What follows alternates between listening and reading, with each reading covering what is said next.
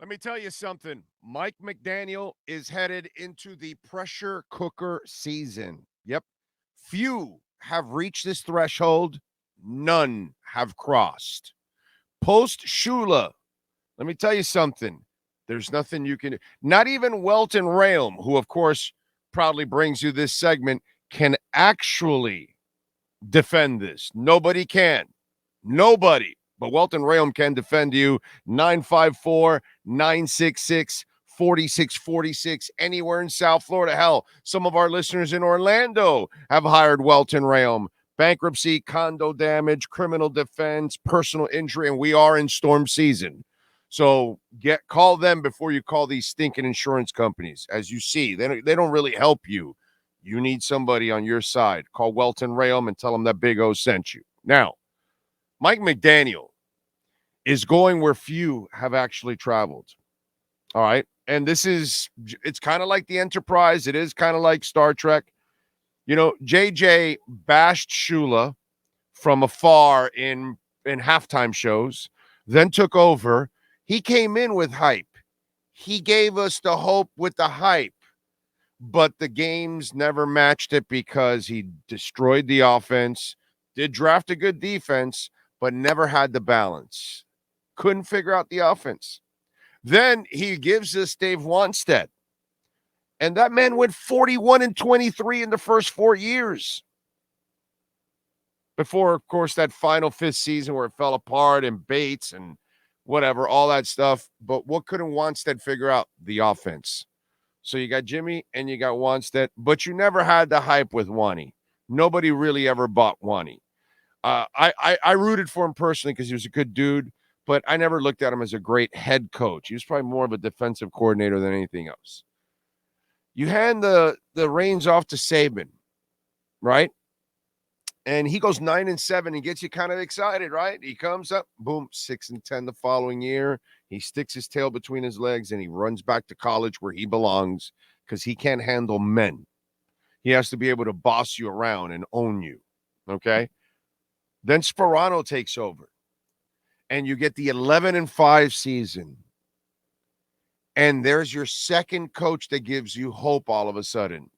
First 9-7 season for Saban, you say, hey, we got something, 6-10. So what happens? Here comes Sperano. He has Pennington taking care of the football. The season doesn't start well.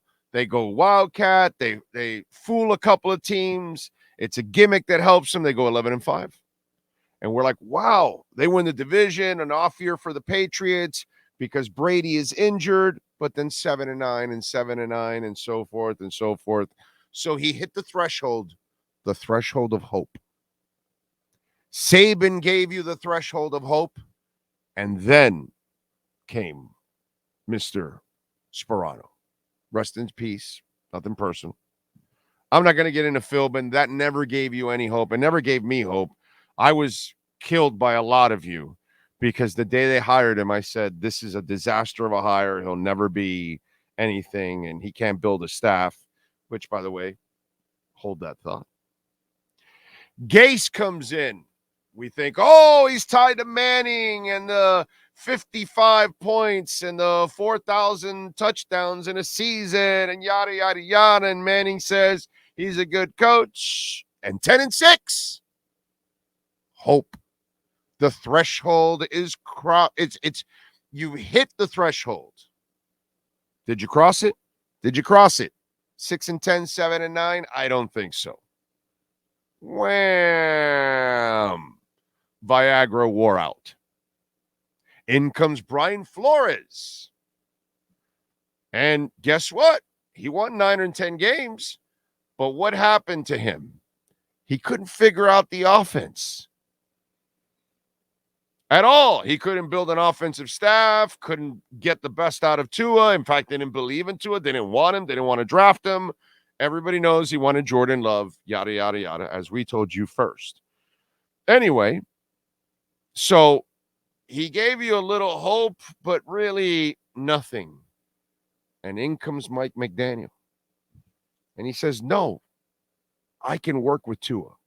I know he's a good quarterback, and he does. And it's 9-8. Guess what you got now? Guess what I have now? Hope. Mike McDaniel has hit the pressure cooker season, the threshold that nobody crosses post-Shula. Because every time a Dolphin fan has hope that you got the right coach in Gase, it materializes into nothing. That maybe you got the right guy in Sperano, you were wrong again. That maybe Saban can make the transition, nope, couldn't do it.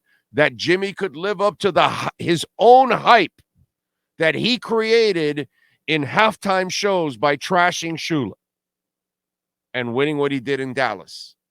Did he live up to it? So you've had many times you've gotten to that threshold of hope, but then does it turn into reality? We're going to find out from Mike McDaniel. Is he going to make this thing reality? Welt Rheaume, 954-966-4646.